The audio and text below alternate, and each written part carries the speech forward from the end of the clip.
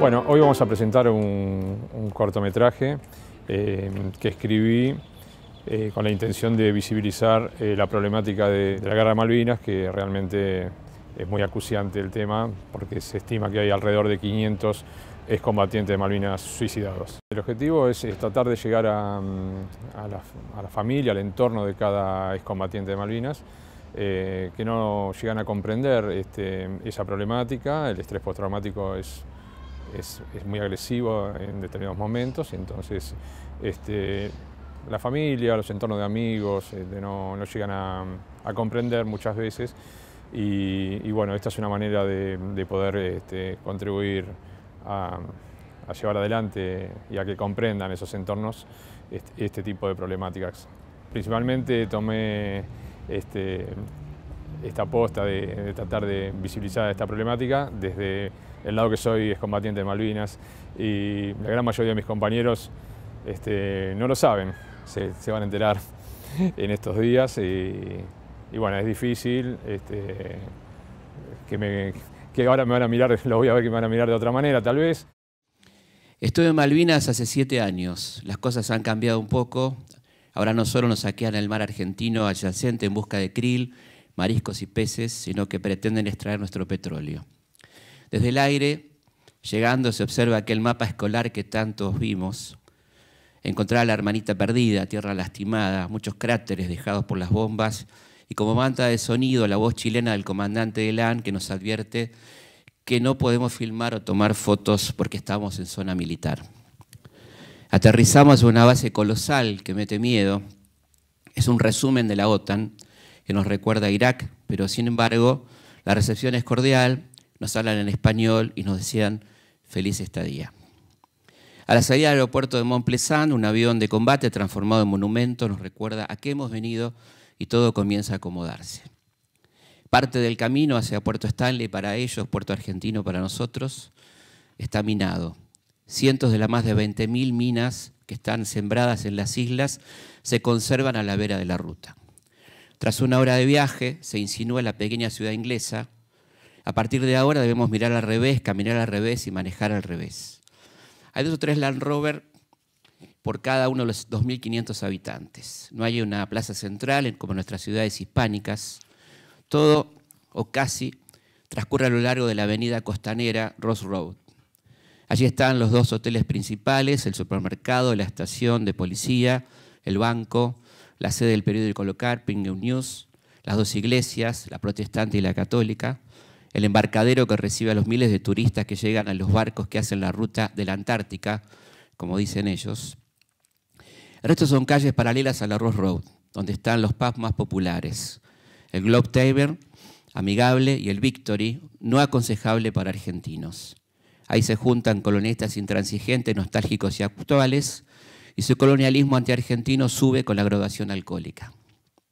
Una frase se repite en las islas: tendríamos que hacerle un monumento a Galtieri. Inmediatamente explican que gracias al beodo general y su aventura político-militar, hoy gozan de un notable nivel de vida con excelentes colegios, hospitales gratuitos y servicios públicos eficientes. Insisten, tendríamos que hacerle un monumento, guiñan un ojo invariablemente azul celeste y rematan, pero no se lo preocupen, no se lo vamos a hacer. Lo que no tiene un monumento, pero sí una importante calle, es Thatcher, la odiosa y recalcitrante dama de hierro. Luce su Thatcher Drive frente al mar, a metros del monumento a la victoria, o sea, nuestra derrota. Es un importante grupo escultórico rodeado de placas de mármol que recuerdan a los británicos muertos en la guerra. Allí nunca faltan flores. La gente es cordial en Puerto Argentino, Stanley. No hay caras raras al escuchar nuestra procedencia y se interesan en contarnos sus vínculos con la Argentina. Años de estudio en Córdoba, un hijo nació en el Hospital Británico de Buenos Aires, ciudad que admiran y a la que todos quieren volver. Andan por ahí como nuevos ricos y como tales han podido decidir que hay tareas que ya no son para ellos. Por eso están los chilenos, los isleños de Santa Elena y Ascensión, 2 colonias inglesas. Para ir al cine hay que trasladarse a la base militar. Mi cabeza se entretiene en el paisaje, pero mi corazón mira para los montes que rodean la ciudad. Allí están los Longdon, el Kent, la zona de Hals y Tumbleton. Todos nombres de batallas, accidentes geográficos accidentados, tumbas de nuestros muchachos. Me duermo pensando en el otro día, en el día de estar ahí con ellos, sin ellos, los nuestros. El último combate es entre el 13 y el 14 de junio de 1982. A miles de kilómetros, un general borracho y sus secuaces de las tres armas, con la calefacción de junio, deciden que no hay que rendirse hasta no perder las 2/3 partes de las tropas, unos 8.000 pibes. Él decidía, los nuestros ponían el cuerpo. Pero Mario Benjamín Menéndez desobedeció, no para salvar vidas ajenas, sino, como durante toda la guerra, la propia. A medida que subimos por la ladera del monte, el óxido delata la cercanía de las trincheras. Cuevas en la tierra dura, en las piedras donde trataban de guarecerse del honor que se volvía mala fortuna, de la soledad, de la arbitrariedad de algunos oficiales, de los estancamientos, de la turba helada, del hambre a pesar de los depósitos llenos de comida enviada por gente que todavía creía que los genocidas podían hacer algo por la patria y dejar de robar aunque fuera por un rato. Pero no, había que guarecerse contra todo eso y ponerle el pecho a las balas inglesas, a los cuchillos gurkas y a los bombardeos. Eran pibes de 18 años con apellidos correntinos, salteños, platenses, chaqueños, argentinos de un solo apellido. No tengo curiosidad, tengo un profundo respeto y dolor. Mi vista y mi cuerpo van hacia el pozo, y ahí están las zapatillas flecha, una manta, un tubo de odol gastado, apretado hasta la nada, una cantimplora y mucha vida dejada ahí, en lo profundo de nuestra tierra malvinera. Hay vainas de balas, cientos de ellas como testigos de que ahí se peleó hasta el final. ¿Qué fue de aquellos chicos que dejaron sus señales de vida en London y por todos lados? ¿Me estará leyendo algunos de ellos? Darwin, nombre que remite a la evolución humana, es aquí el sitio de nuestro cementerio. Argentine Cemetery, el de nuestros muertos. Está en la cima de una colina. Cada tumba tiene un rosario azul invariablemente agitado por el viento. La mayoría de ellas son anónimas y sobre un mármol negro puede leerse «Soldado argentino solo conocido por Dios». La congoja y la bronca andan juntas por Darwin y suben desde la tierra por aquellas soledades de la isla Soledad hasta nublarnos los ojos. Menuda y necesaria tarea la de convertir la memoria en historia, que no es olvido, sino todo lo contrario. La de separar la paja del trigo, la de denunciar a los soberbios jefes de aquella dictadura asesina y decadente, aquellos profesionales de la guerra que solo podían guerrear con eficacia cuando sus armas apuntaban contra su pueblo, y homenajear a los oficiales y sus oficiales dignos que los hubo, y a aquellos chicos de la guerra que se encontraron pronto, brutalmente, con la adultez, que no tenían aquella cara pálida contra propios y extraños por una causa noble y justa, conducidos por innobles e injustos comandantes. Recordemos que la usurpación es un acto conjunto de británicos y estadounidenses, quizá una de las primeras acciones conjuntas de las dos Fuerzas Armadas, a partir de la experiencia de Vernet, que fue muy fructífera, muy interesante, con la creación de la comandancia, la instalación de la soberanía nacional. Vernet decide perseguir a los piratas norteamericanos que iban a cazar focas y hacer irrupciones. Esto provoca la reacción de los yanquis que destrozan la isla y avisan a los ingleses que está todo muy fácil para ser tomado, y ahí es cuando se produce entonces en enero del 33, con el aviso de Estados Unidos, la usurpación de Malvinas, que será resistida heroicamente por el gaucho Rivero y por una cantidad de habitantes. Esa guerra solitaria, ¿no? de reconquista que logra retomar la isla e izar la bandera durante un tiempo, pero al no recibir ayuda vuelve a ser tomada por los ingleses. Después vendrá la idea de Rosas de canjear la deuda externa creada por Rivadavia por las islas, que en realidad es una idea de Manuel Moreno, el hermano de Mariano, que plantea esto como una especie de trampa a los ingleses, porque si se sentaban a negociar, esto implicaba reconocer la soberanía, pero obviamente los ingleses son bastante astutos y no aceptaron esta negociación de canjear deuda por las islas, ¿no? Los reclamos van a seguir. Sarmiento será, por ejemplo, contrariamente a lo que uno podría pensar, en su etapa de cónsul en Estados Unidos, un enérgico defensor de Malvinas. También lo será, por supuesto, José Hernández, una de las personas más enérgicamente defensoras de las islas, incluso en el Parlamento, Alfredo Palacios, bueno, en fin, el general Perón, quien cuenta una anécdota que me parece interesante para hablar del perfil de los ingleses, una situación que tiene que ver, ¿no?, un poco con cómo piensan los ingleses y cómo actúan los ingleses. Él dice que había un problema en la Antártida de un ataque que recibieron tropas argentinas, y entonces se produce la siguiente situación que vale la pena que recordemos, ¿no? Durante el primer gobierno peronista se produjo una agresión inglesa a una base argentina en la Antártida. Las fuerzas argentinas repelieron el ataque y así se refería Perón al episodio. Inglaterra envió una fragata y destruyó uno de nuestros refugios. La guarnición nuestra era más bien pequeña, pero amenazando con las ametralladoras dieron a los ingleses 5 minutos para que abandonaran aquella tierra. Los ingleses se marcharon, pero dejaron su bandera izada en el refugio que habían destruido, y un cabo nuestro la arrancó y se la arrojó al bote que empleaban los ingleses para huir. Vino a verme el embajador británico y tuve con él una pequeña conversación más bien amistosa, en el curso de la cual me preguntó cómo van a arreglar ustedes este asunto de la Antártida. Le contesté: ¿qué derecho tienen ustedes a la Antártida? Y me replicó: la Antártida es una prolongación de las Islas Malvinas. Fue entonces cuando yo le dije: sí, eso me recuerda a un tipo que me robó un perro y al día siguiente vino a buscar el collar, ¿no?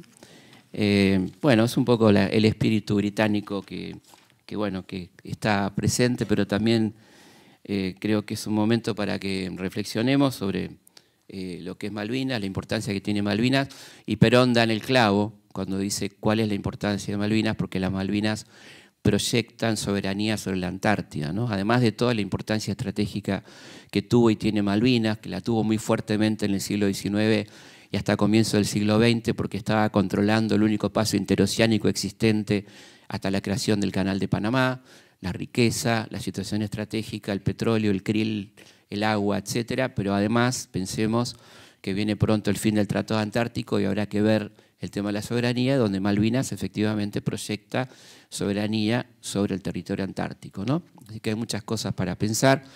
Nuestro actual gobierno no parece muy preocupado por el tema, y así que vamos a tener que trabajar muy duramente, no solamente en la memoria, sino también en lo que nos corresponde a nivel soberanía, ¿no? Creo que vale la pena siempre homenajear a nuestros muchachos, a nuestros soldados, que hoy son hombres. Muchos no están, no solamente los muertos en combate, sino la verdad que la cantidad de suicidios está superando a los muertos. Esto tiene que ver con todo lo que han padecido, la desidia, una sociedad que miró para otro lado, de la cual me parece que hay que hacerse cargo, independientemente de los gobiernos, que efectivamente hasta hace bastante poco no reconocieron a los excombatientes. También la sociedad miró para otro lado con esta cuestión exitista de no querer ver, ¿no? Había muy duro en aquellos años 90 ver a los excombatientes vendiendo bolsitas, pidiendo limosna en los semáforos. Esto lo hemos visto todos. Y una parte muy importante de la sociedad miró para otro lado porque eran derrotados, ¿no? En esta cuestión de... Y recordemos también cómo volvieron, ¿no? Volvieron de noche, escondidos, nadie los quería recibir. Todo eso hay que acordarse, es decir, de lo que pasó en nuestro país, ¿no? Y recientemente este desfile, que evidentemente provoca sensaciones contradictorias, ¿no? Por un lado, uno tiene muy claro que está faltando el desfile de los excombatientes, que todavía falta este reconocimiento de la sociedad, y por otro lado, lo que se hizo el otro día estuvo muy lejos de ser una reivindicación, porque desfiló gente realmente tremenda, ¿no? Que los propios excombatientes reconocen como gente que alguno de ellos los ha torturado, inclusive en las islas, ¿no? Así que creo que todavía hay mucho por hacer. Me parece que hay una intención muy fuerte de olvidar Malvinas. Evidentemente está dentro de esta entrega que está produciendo este gobierno, ¿no? De una aceptación cerril de todo lo que proponga el imperio en los Estados Unidos y sus socios. Así que va a haber que dar una batalla muy dura en torno a Malvinas, que es una causa nacional, es una causa sana, ¿no? Que hay que defender, nos corresponde. Y además está la memoria, ¿no? Que es lo más importante en torno a la gente que quedó allá, a la gente que quedó acá, la gente que sigue pensando que merece un reconocimiento, y no se puede ser tan desagradecido, me parece, ¿no? Por eso vale la pena y está bueno apoyar cualquier iniciativa como esta película y todo lo que se haga para que la gente mantenga viva la memoria y se haga cargo, ¿no? De lo que le corresponde en torno a Malvinas. No es un tema de minorías, no puede ser un tema de los que estuvieron ahí nada más. Seríamos muy miserables como sociedad si pensamos que el tema Malvinas es un tema de los excombatientes, ¿no? La verdad que hablaría muy mal de nosotros, que ya tenemos bastantes problemas en cuanto a la memoria, como para pensar que este tema es un tema excluyente de los que estuvieron directamente involucrados, ¿no? Me parece que esto sería algo que tenemos que tener mucho cuidado y estar atentos a esto, porque claramente en esta catarata de olvido que pretende este gobierno, que ya la está aplicando, por supuesto Malvinas va a ser parte de esto, ¿no? Bueno, muchísimas gracias. Vamos a ver la película. Lo que más me impresionó es que Ramón Garcés, que él cuenta con una historia riquísima, personal, que para muchos inclusive dentro de su ámbito es leyenda, porque con 18 años y con pocos días de instrucción terminó manejando una batería antiaérea y hasta se da el hecho de que ha bajado un Harrier. Él juega de antihéroe, esta cosa no las cuenta, pero nos las han contado, diríamos, muchos de sus compañeros. O una historia, diríamos, feliz, como es la historia de amor detrás de la barbarie, ¿no? Que todos nos acordamos en aquella época cuando las colegialas de 17, 18 años enviaban las cartas con los chocolates o con los abrigos para que los chicos estuvieran protegidos. Y en una de esas historias resulta que él se queda con una carta y, casualmente, esa carta es de Roxana, quien hoy es su mujer y tienen un matrimonio de 30 años de convivencia. Entonces, lo que más nos sorprendió a nosotros fue que Ramón no quería contar, digamos, corriendo su ego, lejos de todo narcisismo, su historia personal, sino solamente visibilizar la problemática de todos aquellos compañeros que por el estrés postraumático de la guerra se suicidaron en los tiempos desde esos 34 años que pasaron hasta esta parte. Así que lo único que pude hacer es tomar, diríamos, el proyecto, conformar un equipo de trabajo que realmente quisiera dejar legado, que realmente entendiera de la misma forma que los hemos abandonado, que realmente no los hemos reconocido. Convocamos al director Diego Lápiz, que se cuenta aquí presente, a Tadeo Verdasco, al director de fotografía español José Mejías, y bueno, nos pusimos a trabajar. No tenemos que agradecer muchos apoyos porque no los hemos tenido, diríamos. No agradecemos a Mecenazgo Cultural, no agradecemos a Cultura, no agradecemos a La Nación, no agradecemos a las grandes fundaciones culturales porque nadie escuchó. Esto se conformó y se armó desde el amor y desde el reconocimiento a nuestros héroes. Así que, bueno, es muy emocionante estar también en este lugar, porque, bueno, aquí estudia mi hijo junto a Ramón y, bueno, fueron ellos los mentores de que podamos hacer esto. Así que les agradezco por estar y que, bueno, que puedan propagar y que esto se siga sabiendo para que, como decía Felipe, no se desmalvinice, no se olvide de ellos y que envuelve no solamente a lo que a mí me afectó, que era el caso de los conscriptos, ¿no? Porque es muy difícil. Yo tengo 4 hijos en todas las edades, ¿no? Niños, adolescentes, no pueden quizás ponerse en los zapatos de esos chicos de 18 años que fueron extirpados de sus hogares, llevados a lo que era fuera del continente, porque no sabían realmente ni siquiera qué era lo que iban a defender y que tuvieron que enfrentarse a semejante barbarie. Y fundamentalmente el entorno, ¿no? Las familias, inclusive uno que a veces se creen, los argentinos somos mucho de hacer el chiste, de las ironías, uno mismo puede haber contribuido haciendo chistes sobre los gurkas y diríamos, los han tratado de come ovejas, no han pensado realmente a esa edad lo que fue salir, diríamos, de su hogar, de sus estudios, de sus carreras, ir a defender, diríamos, nuestra patria. Así que les agradezco mucho por estar aquí y ojalá muchos proyectos en el futuro puedan tener que ver con esto y que, bueno, los puedan honrar como lo estamos haciendo todos aquí. Muchas gracias. Un poco entender esto del estrés postraumático, que es un trastorno, que es una condición psicofísica grave que se presenta con frecuencia después de algún suceso aterrador, que hace que la persona que ha sobrevivido ese suceso tenga pensamientos y recuerdos persistentes. Fueron los veteranos de guerra quienes primero despertaron la atención pública hacia este tipo de trastorno, denominado en ese entonces neurosis de guerra. La probabilidad de padecer este trastorno depende de la gravedad y duración del suceso, la persistencia en el tiempo, ¿no? El estrés postraumático presenta una variedad muy grande de síntomas. No quiere decir que todos lo padezcan y que todos tengan este tipo de síntomas, pero en alguna medida muchos de ellos sí, según la personalidad de cada uno y la exposición que ha tenido y la resolución psíquica que han tenido.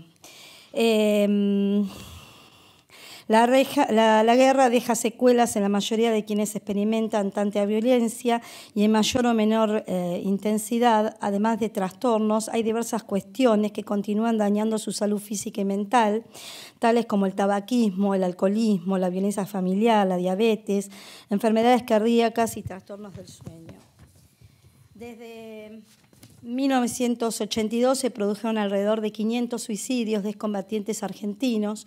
No hay estadísticas oficiales, pero se supone que murieron muchos más y no fueron registrados como suicidios porque no existen cartas existentes al respecto.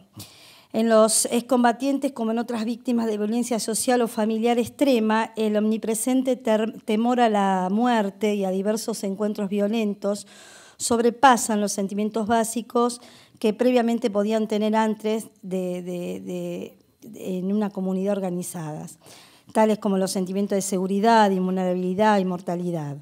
El síndrome de estrés postraumática que presentan los excombatientes los muestra tristes, temblorosos en muchas ocasiones y con reapariciones constantes sobre la muerte, los hechos traumáticos que han vivido. Durante los años que le siguieron a la Guerra de Malvinas, pocos fueron los excombatientes tratados y contenidos por psicólogos y psiquiatras especialistas en el estrés postraumático. La mayoría de las ayudas se brindaron de forma privada o ya ha pasado mucho tiempo, décadas, directamente por los municipios en coordinación con los centros de veteranos de guerras. Debemos saber que las personas que tienen este tipo de trastornos son más susceptibles que otras a sufrir trastornos de ansiedad, de depresión y así como también mayor tendencia al abuso de todo este tipo de drogas y adicciones. La ayuda de compañeros, amigos y familiares puede parecer muy pequeña, pero es muy importante para estas circunstancias. Estos gestos simples ayudan a construir los cimientos sobre lo que puede recuperar su equilibrio en la vida. Yo como esposa, me emociona, ya van a ser 30 años.